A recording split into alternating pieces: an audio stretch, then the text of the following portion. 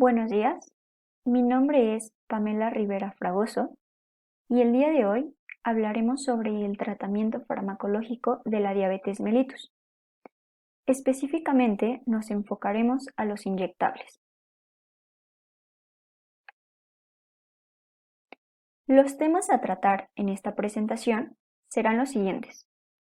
Hablaremos sobre las incretinas, de las cuales tocaremos su definición, un poco de historia, el efecto incretina, así como el mismo efecto incretina, pero en pacientes con diabetes mellitus, su mecanismo de acción, fármacos agonistas del receptor GLP-1 y por último veremos una evaluación de antidiabéticos orales y su relación cardiovascular y o renal.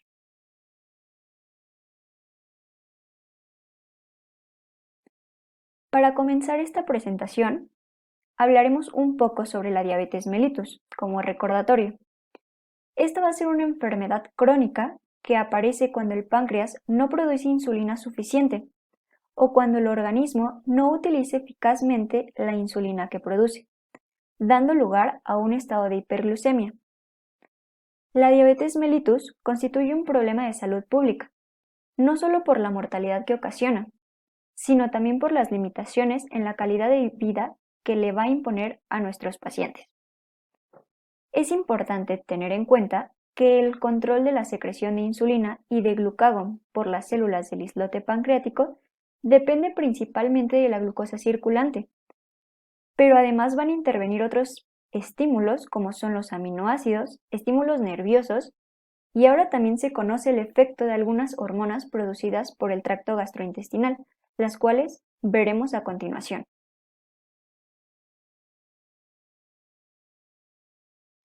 ¿Qué son las incretinas? Las incretinas son hormonas producidas en el tracto gastrointestinal en respuesta a la ingesta de alimentos y con efectos sobre las células de los islotes de Langerhans, que van a aumentar la secreción y la liberación de insulina, suprimiendo a su vez la liberación de glucagón dependiendo de la glucosa circulante. El término de incretinas se debe al efecto principal de ambas hormonas de incrementar la secreción de insulina en una forma dependiente de la concentración de glucosa, como les acabo de mencionar. Aquí se ejemplifica con un pequeño esquema lo que les acabo de decir hace un momento. Tenemos las incretinas GLP-1 y GIP, las cuales van a estimular la secreción de insulina y a su vez van a inhibir la secreción de glucagón, dando como resultado una disminución de la glucosa en sangre. Las principales incretinas son el GLP-1, o también llamado péptido similar al glucagón 1, y el GIP, o polipéptido insulinotrópico dependiente de glucosa, el cual antes era llamado polipéptido inhibitorio gástrico. Estas son las hormonas intestinales esenciales que contribuyen a la tolerancia a la glucosa. Bueno, ahora hablaremos un poco sobre la historia. En 1902, William Madoc y Ernest Starling aislaron una sustancia conocida como secretina. La aislaron a partir de fragmentos de intestino. Esta sustancia era capaz de estimular la secreción pancreática. Posteriormente, en 1906, Moore y colaboradores demostraron que era posible reducir la magnitud de la glucosuria en perros mediante la administración de extractos de origen intestinal. Posteriormente, en 1932, Sunz y Labarré introdujeron el término de incretina. Ese término fue para referirse a hormonas de origen gastrointestinal que se liberan en respuesta a la ingestión calórica y que van a estimular la secreción por parte del páncreas endocrino, como les acababa de mencionar en la diapositiva pasada. Posteriormente, en 1964, dos equipos independientes de investigadores, los cuales fueron liderados por Elric y McIntyre, dieron a conocer simultáneamente el llamado efecto incretina, que les explicaré más adelante. Y bueno, la palabra incretina viene de Intestinal Secretion of Insulin. Tomaron de la palabra intestinal la sílaba in de la palabra secretion, la parte de cret, of insulin, la parte de in, para formar la palabra incretina.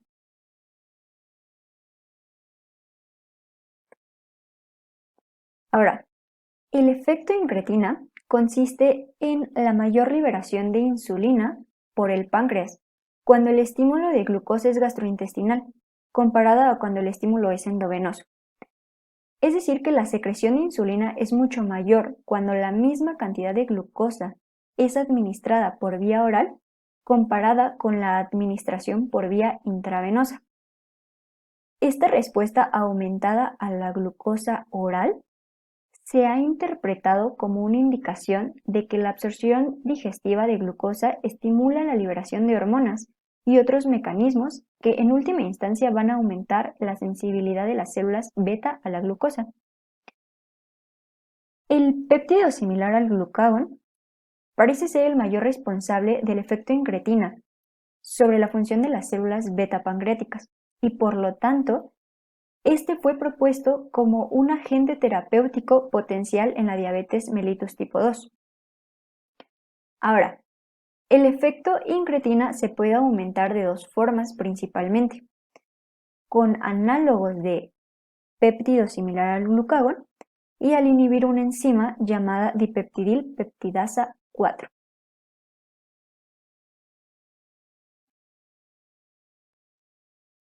Aquí podemos observar un esquema en donde representa lo que hasta ahora les he explicado, representando también la enzima que les acabo de mencionar. Observamos que después de que el paciente ha ingerido alimentos, pues aumenta la glucosa en sangre. Una vez que aumenta la glucosa en sangre, el intestino delgado va a secretar las incretinas de péptido similar al glucagón y polipéptido inhibidor de gastrina. Estas a su vez van a ir al páncreas y van a estimular a las células beta y a las células alfa. Cuando estimulan a las células beta, aumentan la secreción de insulina y por lo tanto aumenta la captación de glucosa por parte del músculo y la grasa. En el caso de las células alfa, va a haber una inhibición o una disminución de la secreción de glucagón, por lo tanto, va a haber una disminución de la producción de glucosa por parte del hígado. Ahora, aquí tenemos una enzima muy importante, que es la enzima dipeptidil peptidasa 4.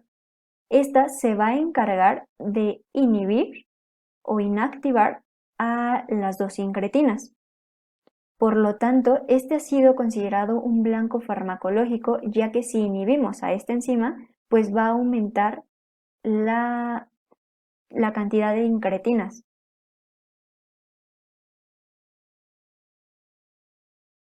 Ahora, aquí se representa lo que es el efecto incretina. Observamos que en esta línea naranja tenemos que es la glucosa intravenosa, mientras que esta línea verde va a ser la glucosa oral. Observamos que cuando a los sujetos se les administró glucosa por vía intravenosa en un mismo periodo de tiempo comparados con aquellos que se les administró glucosa por vía oral, se observó que había una mayor secreción de insulina en aquellos que se les había administrado glucosa por vía oral en un mismo tiempo. Ahora, en los pacientes con diabetes tipo 2, observamos que este efecto incretina pues está alterado. Realmente la secreción de insulina cuando se les administró glucosa por vía oral no fue tan significativa como en aquellas personas que no tenían diabetes. De esto hablaremos más adelante. Ahora, el péptido similar al glucagón va a ser producido por las células L en el intestino delgado distal y colon proximal, mientras que el polipéptido inhibidor gástrico va a ser producido por las células K en el intestino delgado proximal. Antes de hablar del mecanismo de acción de las incretinas, hablaremos un poco sobre la regulación de la secreción de insulina por las células beta pancreáticas. Una vez que la persona ha ingerido alimentos, la glucosa plasmática se va a elevar.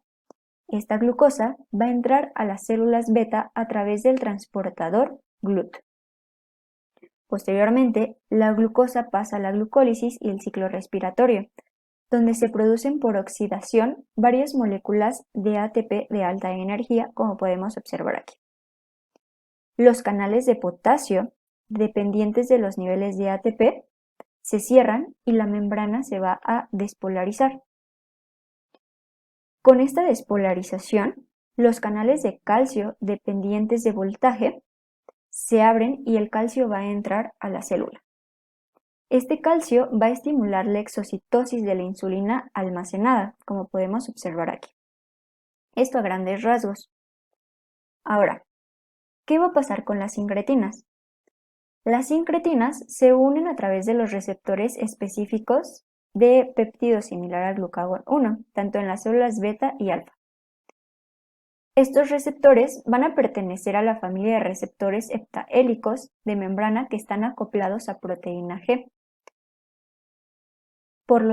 Y posteriormente van a aumentar la secreción de insulina estimulada por la glucosa, disminuyendo a su vez la secreción de glucagón. Esto va a ser mediante la activación de la enzima adenilciclasa, que produce un incremento intracelular del AMP cíclico, lo cual activa a su vez a la proteína quinasa AMP dependiente. Esto a su vez aumenta la concentración de calcio, contribuyendo con la liberación de gránulos de secreción de insulina por medio de la exocitosis. Las concentraciones del péptido similar al glucagón en ayunas van a ser de 5 a 10 picomoles por litro, mientras que en el estado postprandial, van a ser de 15 a 50 picomoles por litro.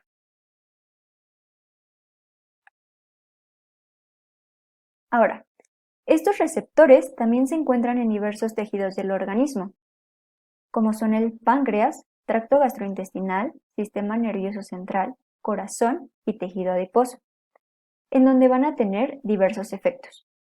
En el páncreas van a estimular la liberación de insulina inducida por glucosa, inhiben la secreción de glucagón, incrementan la respuesta de la célula beta a la glucosa, induce la neogénesis y proliferación de la célula beta, inhibe la apoptosis de la célula beta, mientras que en el tracto gastrointestinal enlentece el vaciamiento gástrico.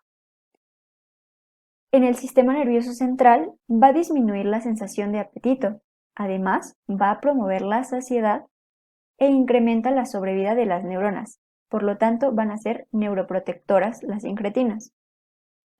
En el corazón va a aumentar el gasto cardíaco y disminuye valores de presión arterial.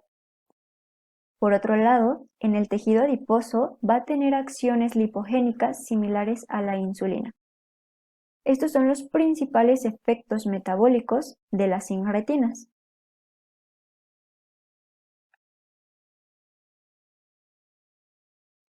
Ahora, el efecto de las incretinas es muy breve, permanece activo de 1 a 2 minutos solamente.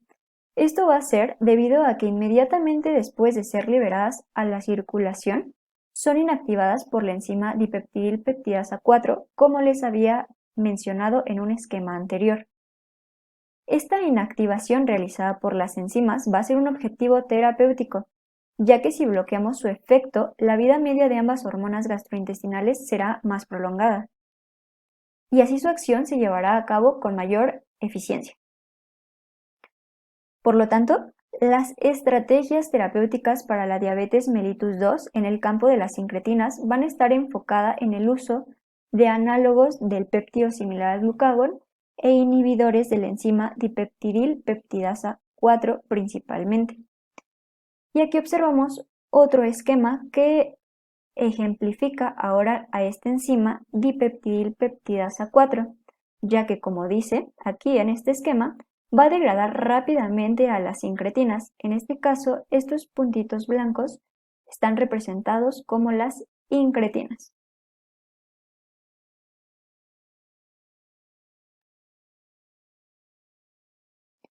Ahora, las incretinas en la diabetes mellitus tipo 2. En el caso particular de los pacientes diabéticos, el efecto incretina se va a encontrar alterado. Este problema parece tener varios factores, entre ellos una reducción de la secreción del péptido similar al glucagón, un aumento del metabolismo de las incretinas o una respuesta ineficaz de ambas hormonas. Aquí en este esquema observamos cómo este es el efecto incretina normal. Sin embargo, en estos pacientes con diabetes mellitus tipo 2, pues va a estar disminuido, ya que normalmente cuando se le administra al paciente glucosa vía oral, pues la secreción de insulina va a ser mayor que si se le administrara por vía intravenosa. En este caso, pues no es tan significativa la diferencia de secreción de insulina tanto por vía oral como por vía intravenosa. Existe evidencia de que aquellas personas con diabetes mellitus tipo 2 no muestran el efecto incretina derivado de la administración oral de glucosa, como les mencionaba. Existe evidencia de que las personas con diabetes mellitus tipo 2 no muestran el efecto incretina derivado de la administración oral de la glucosa. Además, la administración subcutánea de péptido similar al glucagón 1, el péptido incretina más potente, baja la glucosa en pacientes con diabetes mellitus tipo 2 mediante una estimulación de la secreción endógena de insulina y probablemente también mediante una inhibición de la secreción de glucagón y del vaciamiento gástrico. Estos los vamos a tocar a continuación. Ahora, los agonistas del receptor del péptido similar al glucagón. El péptido similar al glucagón lo proteolizan con rapidez la enzima dipeptidil dipeptidasa y otras enzimas. Además se depura con velocidad por vía renal. A causa de esto, la vida media del péptido similar al glucagón es solo de 1 o 2 minutos, como les había mencionado. Es por esto que este péptido natural no puede utilizarse de manera terapéutica. En lugar de ello, se desarrollaron análogos o derivados metabólicamente estables del péptido similar al glucagón 1, que no están sujetos a la misma degradación enzimática o depuración renal. Entre ellos vamos a tener la hexenatida, liraglutida, albiglutida, dulaglutida y lixisenatida. Estos análogos del receptor del péptido similar al glucagón 1 los vamos a dividir de acuerdo a su duración de acción. De esta manera tenemos que de corta duración vamos a tener a hexenatide y lixisenatide, mientras que de duración intermedia tenemos únicamente a liraglutide. Y de duración prolongada vamos a tener a hexenatide, dulaglutide y semaglutide. Estos análogos van a ser administrados por vía subcutánea en la pared abdominal, en la zona superior del brazo o en el muslo.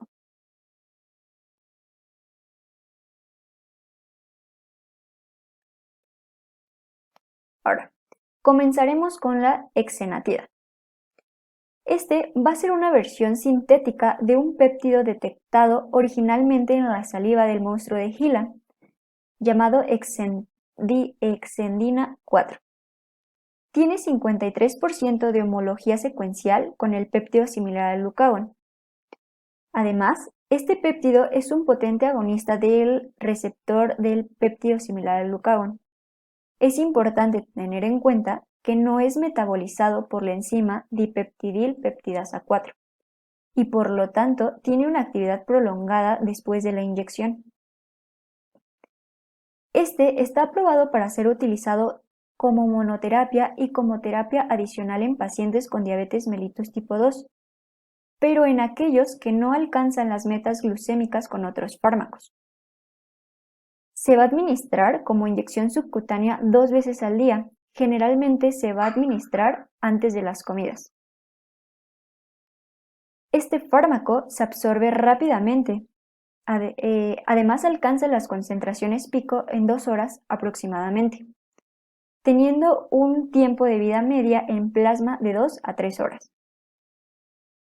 La eliminación del medicamento se realiza principalmente por filtración glomerular, es decir, eliminación renal. La exenatida se comercializa en 2 plumas en dosis de 5 y 10 microgramos, como podemos observar en la imagen. Se inyecta 1 hora antes del desayuno y 1 hora antes de la cena, en el caso de que sea una presentación que se administre 2 veces al día. A los pacientes se les debe de recetar la pluma de 5 microgramos durante el primer mes y en caso de tolerar el fármaco, la dosis se va a aumentar a 10 microgramos 2 veces al día. Además, existe una formulación de exenatida que es de acción prolongada, que se va a administrar 1 vez a la semana. Esta va a ser más eficaz que el tratamiento aplicado 2 veces al día. Y está basado en la inserción de la exenatida en una microesfera polimérica, que va a liberar el medicamento lentamente después de la inyección. La exenatida semanal se administra en suspensión de 2 miligramos, esto es importante, y se necesitan entre 5 a 6 dosis semanales para alcanzar un estado terapéutico estable. Debemos de tener en cuenta que no se va a recomendar en pacientes que tengan una tasa de filtración glomerular menor a 30 mililitros por minuto. Además, hay datos de vigilancia en donde nos explican que es posible que exista una asociación entre el tratamiento con exenatida y la pancreatitis, y por lo tanto estos fármacos no deben administrarse a personas con antecedentes o con predisposición a pancreatitis. Las demoras en el vaciamiento gástrico que provoca este fármaco pueden afectar la absorción de algunos otros fármacos. Por lo tanto, tanto los antibióticos como los anticonceptivos orales deben tomarse 1 hora antes de la administración de la exenatida. Ahora, pasaremos al siguiente fármaco, la liraglutida. Es casi idéntica al péptido similar al glucagón 1 nativo, excepto por una sustitución de un aminoácido y la adición de un grupo acilo graso. Esta adición del grupo acilo graso va a promover la unión a proteínas plasmáticas y por lo tanto su vida media se va a prolongar. Está indicada para terapia suplementaria en aquellos pacientes que no logran el control glucémico con agentes orales. Además puede adicionarse a los agentes orales y a la insulina basal. Se va a administrar como inyección subcutánea 1 vez al día, teniendo en cuenta que los niveles pico se producen entre 8 y 12 horas, mientras que la vida media de este fármaco va a ser de 12 a 14 horas. Se suministra en una inyección tipo bolígrafo que va a liberar 0.6, 1.2 o 1.8 miligramos del fármaco. La administración debe iniciarse con 0.6 miligramos diarios y aumentar hasta 1.2 miligramos diarios después de la primera semana. Además, se recomienda un ajuste adicional de la dosis a 1.8 miligramos solo en algunos pacientes, esto para obtener un control glucémico óptimo. Y aquí observamos que esta es la presentación de liraglutida. Ahora, pasaremos al siguiente fármaco, que es albiglutida. Se usa como monoterapia cuando la dieta y el ejercicio por sí solos no proporcionan un control glucémico adecuado. Además, se va a indicar para pacientes con diabetes mellitus tipo 2 con un control subóptimo de glucosa. Puede usarse también en conjunto con otros antihiperglucemiantes. Tiene un tiempo de vida media en plasma de 5 a 7 días y una concentración máxima en 3 a 5 días. Por lo tanto, puede dosificarse semanalmente, es decir, se va a administrar solamente 1 vez por semana. Se administra mediante un dispositivo tipo bolígrafo en dosis de 30 o 50 miligramos. Además, el aclaramiento de este medicamento se produce fundamentalmente por una degradación enzimática. Y aquí observamos la presentación, en este caso pues se observa la presentación de 30 miligramos, pero también tenemos una de 50 miligramos. Ahora, la dulaglutida. La dulaglutida es una proteína de fusión que está compuesta por dos moléculas unidas, las cuales poseen una versión modificada del péptido similar al glucagón, que va a estar unida a la porción Fc de la inmunoglobulina humana. Esta es su estructura. Puede usarse con otros agentes antidiabéticos y tiene propiedades farmacocinéticas muy similares a la albiglutida. Su tiempo de vida media en plasma va a ser de 4 a 7 días y van a ser dos plumas precargadas a dosis de 0.75 miligramos y 1.5 miligramos. Estas son las dos presentaciones que se tiene de dulaglutida. Su administración va a ser una vez por semana.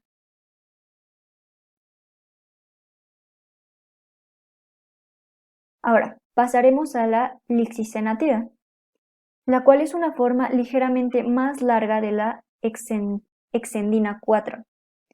Tiene un tiempo de vida media de eliminación de 3 a 4 horas, que implica un grado significativo de eliminación renal. Su administración va a ser una vez al día, 1 hora antes del desayuno o la cena, siendo la dosis inicial de 10 microgramos al día. Posteriormente, esto va a ser durante 14 días. Posterior a los 14 días se va a aumentar hasta 20 microgramos al día. Ahora, todos los análogos del receptor del péptido similar al glucagón son eficaces como monoterapia, pero ninguno es considerado como un agente de primera línea. Esto es importante de tener en cuenta. Algo que olvidé decirles es que la lixisenatida está contraindicada en aquellos pacientes con una tasa de filtración glomerular menor a 30 mililitros por minuto. Ahora, el mecanismo de acción. Todos los agonistas del receptor del péptido similar al glucagón van a compartir un mismo mecanismo de acción, el cual va a ser la activación del receptor del péptido similar al glucagón. Ahora, la unión de los agonistas al receptor del péptido similar al glucagón 1 de las células alfa y beta de los islotes del Langerhans va a hacer que se aumente la secreción de insulina. Esto va a ser mediante la activación de la enzima adenilciclasa, que produce un incremento intracelular del AMP cíclico. Aquí observamos el receptor y el aumento del AMP cíclico. Este aumento del AMP cíclico va a activar a su vez a la proteína quinasa AMP, lo cual va a incrementar la concentración de calcio, contribuyendo a la liberación de los gránulos de secreción de insulina por medio de exocitosis. Es el mismo mecanismo de acción que las incretinas, solamente que aquí van a ser los análogos de las incretinas. Ahora, en cuanto a las reacciones adversas, tenemos que las más comunes son náuseas, vómito, diarrea y dolor de cabeza, siendo las náuseas y vómitos, esta náusea y vómito se cree que son mediados a través de la activación neuronal de neuronas específicas del sistema nervioso central. Además, el 30 al 50% de los pacientes reporta solamente náuseas al inicio de la terapia, con cualquiera de los análogos del péptido similar al glucagón. Sin embargo, estos efectos gastrointestinales secundarios van a disminuir con el paso del tiempo. Además, la activación de los receptores del péptido similar al glucagón 1 en el sistema nervioso central media el retraso típico del vaciamiento gástrico.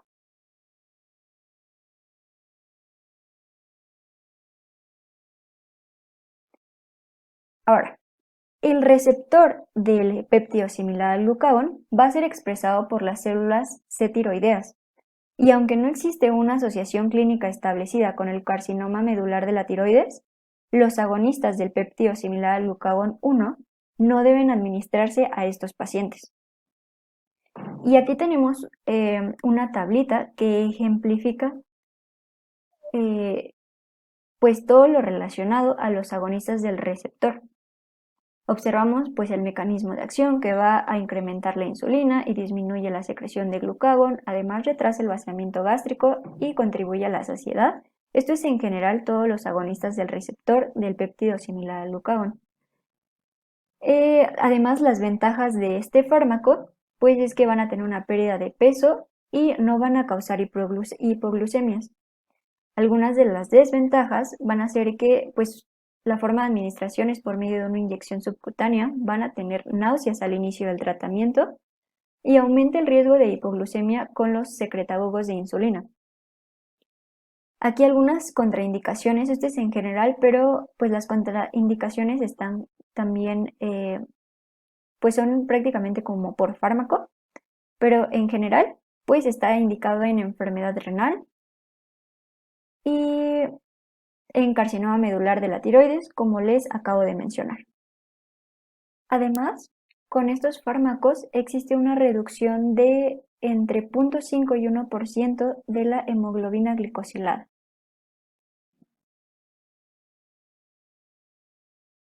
Ahora, aquí tenemos una tablita en donde se resume todo lo que les acabo de decir acerca de los fármacos. Observamos su administración, la dosis, el tiempo de vida media y el tiempo en el que alcanza su pico máximo y la base peptídica.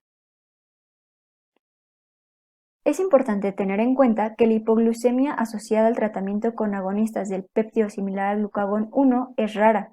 Sin embargo, la combinación de agonistas de GLP-1 con una sulfonilurea aumenta el índice de hipoglucemia en comparación con el tratamiento de base de sulfonilurea sola. Es decir, que en combinación aumenta el riesgo de hipoglucemia.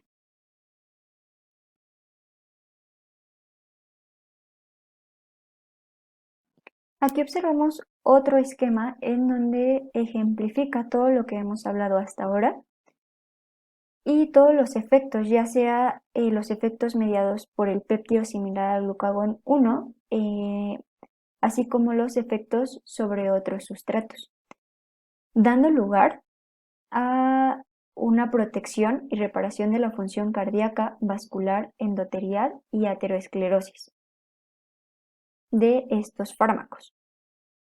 Ahora hablaremos de la evaluación de antidiabéticos orales y la relación cardiovascular y o renal. Los pacientes con diabetes mellitus tipo 2 presentan más riesgo cardiovascular que el resto de la población, encontrándose el doble de riesgo en hombres y el triple en mujeres diabéticas en comparación con los no diabéticos. Debido a esto es importante que los medicamentos que se utilizan para el control glicémico sean seguros desde el punto de vista cardiovascular y de ser posible que incluso disminuyan este riesgo.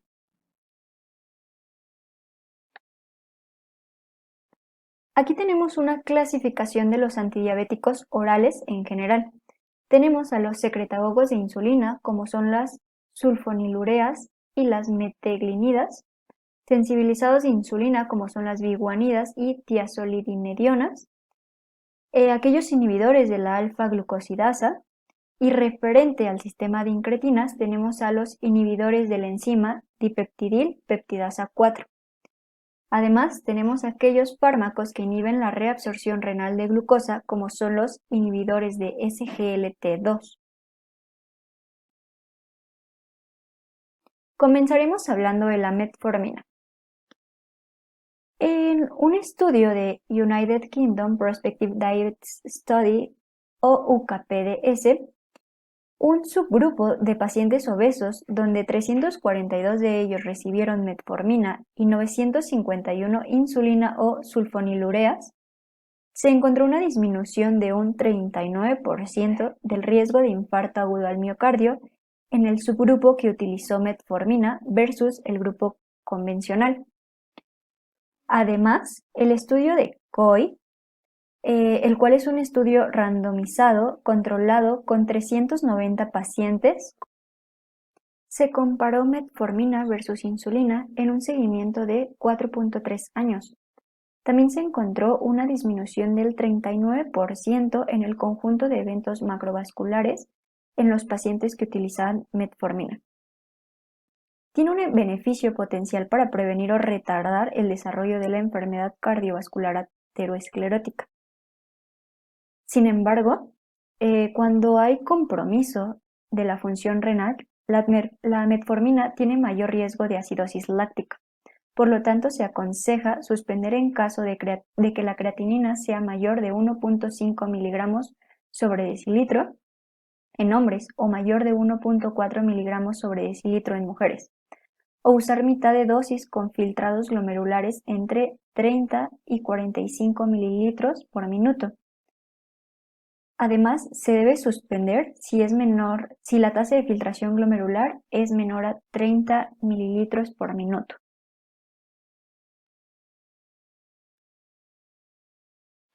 En conclusión, la metformina redujo el riesgo de infarto agudo a miocardio. Y bueno, aquí tenemos algunos puntos importantes sobre la metformina. Tenemos que la metformina no presenta efectos adversos cardiovasculares en diabetes mellitus tipo 2. Además determina beneficios de varios factores de riesgo cardiovascular como son la disminución leve de peso o efecto neutro, disminución leve de lípidos aterogénicos. Además reduce marcadores inflamatorios vinculados con EBC. No produce hipoglucemias usadas en monoterapia. Ahora pasaremos a las sulfonilureas. Tenemos que, esto no nos compete a nosotros, pero a grandes rasgos tenemos 3 generaciones. En la primera generación tenemos a la clorpropamida, la tolasamida, tolbutamina, mientras que en la segunda tenemos a glibenclamida, glipsida y glicazida, y en la tercera generación tenemos a glimepirida. Ahora, este grupo de fármacos, los cuales son secretagogos de insulina, están entre los más utilizados en el mundo, debido en gran parte a su bajo costo. Sin embargo, hay algunos datos que ponen en duda su seguridad cardiovascular. Tenemos los estudios de UKPDS y de Advance. Tenemos que tanto en los estudios de UKPDS, en el cual se utilizaban sulfonilureas de primera generación, como en el estudio de Advance, en el cual se utilizó la glicazida, no se encontró que existiera un aumento de los eventos cardiovasculares en estos pacientes. Sin embargo, existen otros estudios que sí encuentran un aumento de los eventos coronarios con el uso de sulfonilureas. Sin embargo, cuentan con el sesgo de utilizar como comparadora a la metformina, como lo es el estudio de Rumi, el cual es un estudio de corte retrospectivo en el que se encuentra un 26% más de eventos cardiovasculares con glibenclamida y glipside que con metformina. Además, es importante tener en cuenta que la glibenclamida se elimina por vía renal, por lo tanto, su uso está contraindicado en enfermedad renal. Aquí tenemos puntos sobre las sulfonilureas que son puntos generales pero importantes. Tenemos que son las drogas orales con más uso en la historia de la diabetes, son las más baratas, determinan aumento de peso y no aportan beneficios adicionales sobre los factores de riesgo de evento cerebrovascular, aparte de la que determina pues la disminución de la hiperglucemia. Pueden inducir la claudicación anticipada de la masa de células beta pancreáticas y además determinan como efecto adverso principal mayor riesgo de hipoglucemias, por lo que se pueden asociar a un mayor riesgo de eventos cerebrovasculares. Ahora, pasaremos con las tiazolidinedionas, entre las cuales tenemos a rosiglitazona y pioglitazona. Se consideran como los medicamentos ideales para el tratamiento de la diabetes, ya que aumentan la sensibilidad a la insulina y disminuyen los marcadores de inflamación. Sin embargo, fue en el año del 2007 donde se publicó el estudio de Nissen y Wolski, el cual es un metaanálisis de 116 estudios de fase 2, 3 y 4 con rosiglitazona. En este estudio se encontró un 43% más de infartos agudos al miocardio y un 64% más de muertes cardiovasculares en aquellos pacientes que utilizaban rosiglitazona que en aquellos que utilizaban otros hipoglicemiantes. Esto terminó llevando al retiro de este fármaco del mercado. Además, tenemos otro estudio, el estudio PROACTIVE, que fue un estudio aleatorio doble ciego con más de 5.000 pacientes, diseñado para conocer la seguridad cardiovascular con el uso de la pioglitazona en el contexto de pacientes que tenían una enfermedad cardiovascular establecida. En este se encontró una disminución no significativa del 10% en el conjunto de eventos cardiovasculares como fueron infarto agudo al miocardio, evento cerebrovascular, amputación de miembros inferiores y una revascularización coronaria o de miembros inferiores, en el grupo de aquellos pacientes que utilizaban pioglitazona. Al analizar estos pacientes con un infarto agudo al miocardio previo, se encontró que había una reducción del 28% de un nuevo evento coronario, y en aquellos que tenían un evento cerebrovascular previo, el riesgo de un segundo evento cerebral fue de un 48% menor. En el caso de factores renales, no se requiere ajustar dosis y generalmente no se recomienda en insuficiencia renal, ya que va a potenciar la retención de líquidos.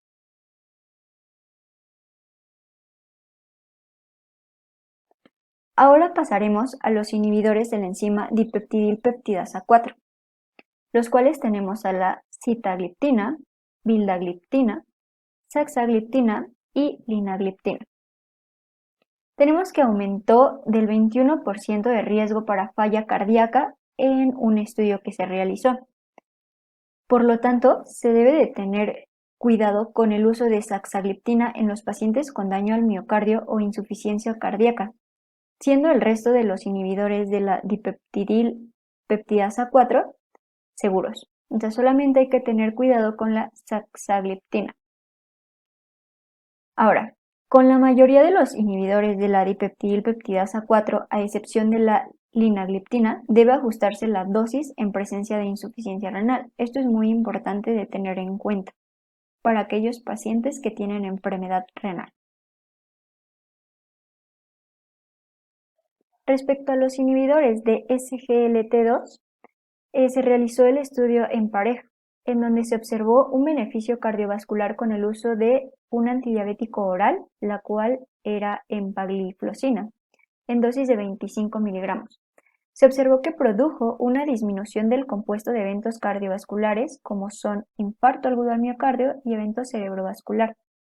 Presentó una disminución de la hospitalización por falla cardíaca de un 35% versus el grupo control. La muerte cardiovascular fue un 48% menor con empagliflozina que con el grupo control.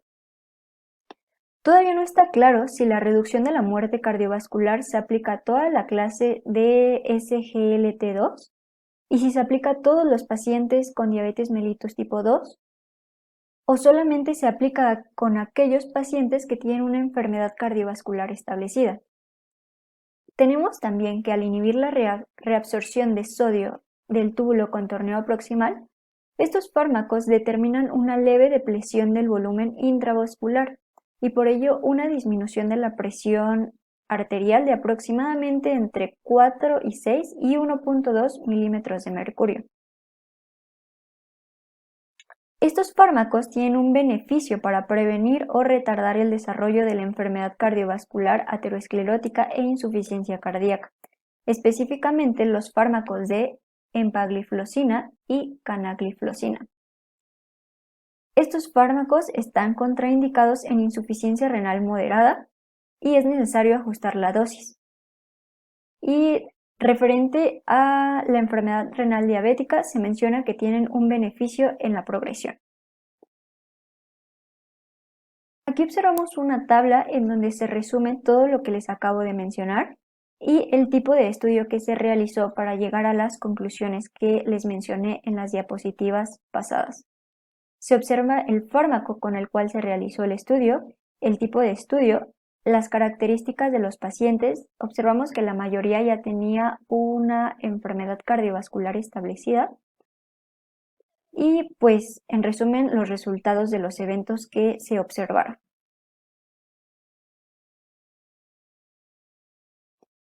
Y aquí tenemos una tabla en donde de igual manera se resumen tanto los efectos cardiovasculares como los efectos renales que tiene cada grupo de fármacos.